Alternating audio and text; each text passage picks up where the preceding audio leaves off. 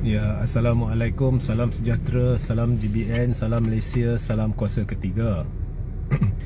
Jadi ini live ringkas ya, bagi mengulas satu perkembangan yang mengejutkan. Okey.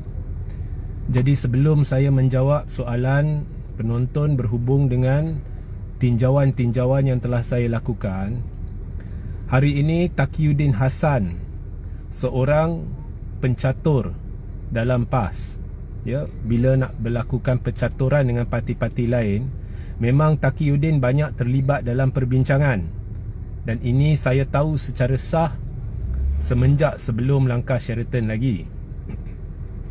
Jadi hari ini Taqiyuddin berkata Perikatan Nasional dan Barisan Nasional mungkin membentuk kerajaan bersama selepas PRU 15. Sudah pasti itu memerlukan kita menunggu dulu dan melihat berapa banyak kerusi dia orang dapat lah. Tapi apa yang lebih penting adalah kenyataan Taqiyuddin secara langsung mengesahkan satu niat yang wujud di dalam Perikatan Nasional untuk kerjasama dengan kleptokrat. Maknanya secara langsung daripada kenyataan Taqiyuddin ini, PAS telah mengesahkan bahawa bukan hanya satu undi untuk PH adalah satu undi untuk Zahid dan kleptokrat, satu undi untuk Perikatan Nasional turut boleh ditafsirkan sebagai satu undi untuk Zahid dan kleptokrat. Ini yang mengejutkan. Jadi ini yang perlu difikirkan oleh pengundi-pengundi Perikatan Nasional. Jadi kalau undi Pakatan Harapan, kita tahu ianya akan memanfaatkan Zahid dan kleptokrat. Sekarang ni kalau undi Perikatan Nasional juga akan manfaatkan Zahid dan kleptokrat. Okey. Berhubung tinjauan-tinjauan yang saya lakukan, sayalah orang pertama di negara ini yang membuat ramalan dan berkata BN tidak akan mampu lepasi 40 kerusi. Mula-mula keluar maklumat risikan BN boleh dapat paling rendah 40 lebih, paling tinggi 80 lebih dan sebagainya. Ya. Tapi lepas saya keluarkan ramalan itu hampir 3 minggu yang lepas, sekarang ni semua pihak yang membuat tinjauan dan ramalan sudah kurangkan ramalan kerusi buat Pakatan Harapan, buat Barisan Nasional, dan telah meletakkannya di antara julat 30 hingga 35. Maknanya tinjauan saya yang pertama tu sekarang sudah sama dengan tinjauan banyak pihak. Dalam ramalan kedua, saya letakkan Barisan Nasional 29 kerusi.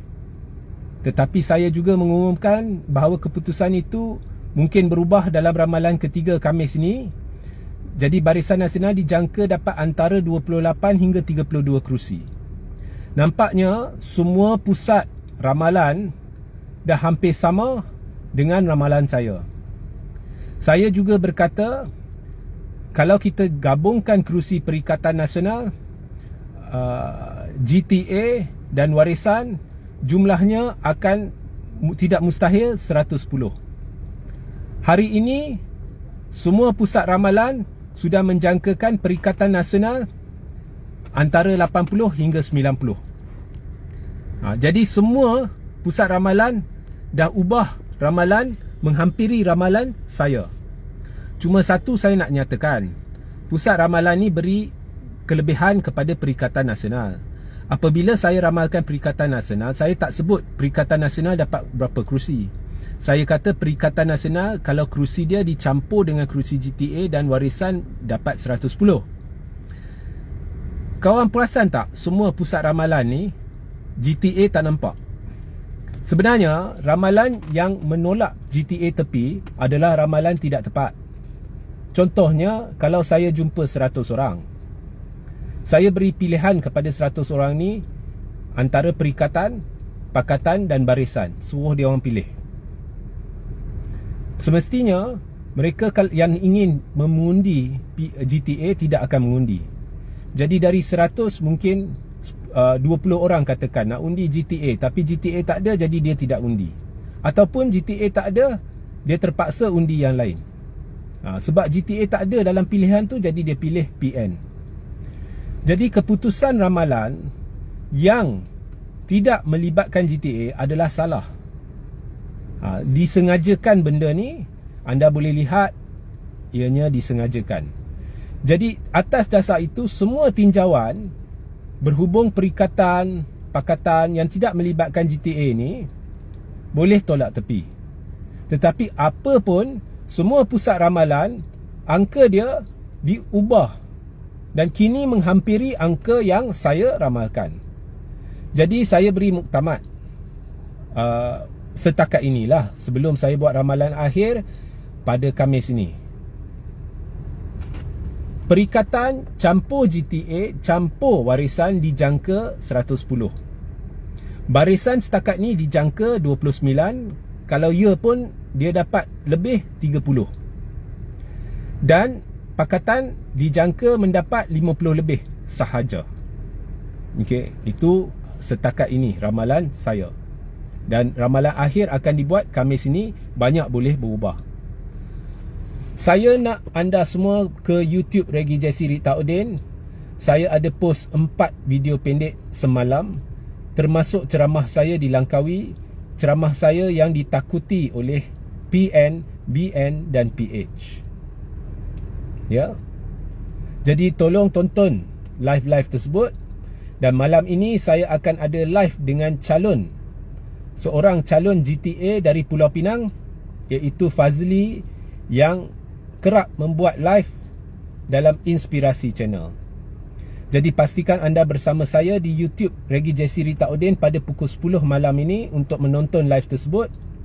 Tetapi sementara menunggu, anda boleh ke sana dan tonton ceramah saya di Langkawi, ceramah Hanif Katri di Langkawi, di mana Hanif Katri telah mencabar Muhyiddin Yassin.